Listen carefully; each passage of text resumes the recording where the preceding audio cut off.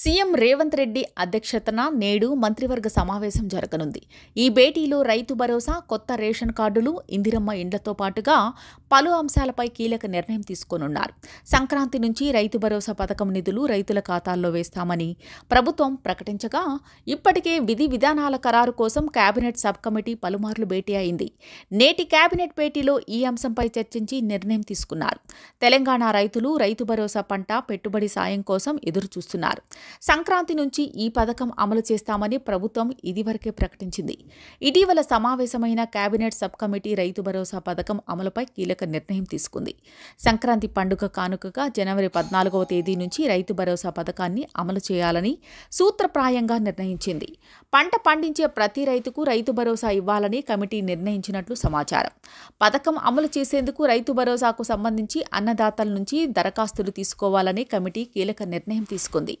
ఈ మేరకు జనవరి 5 నుంచి 7వ తేదీ వరకు దరఖాస్తులు తీసుకునే అవకాశం ఉన్నట్లు తెలుస్తోంది.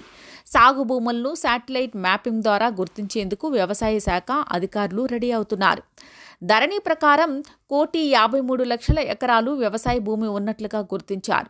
అందులో నుంచి సాగు చేయని భూములు తీసేస్తే 1,30,00,000 ఎకరాలను రైతు భరోసా ఇవ్వాలని ప్రభుత్వం నిర్ణయం తీసుకుంది. ఈ మేరకు నేడు సాయంత్రం తెలంగాణ కేబినెట్ సమావేశం కానుంది.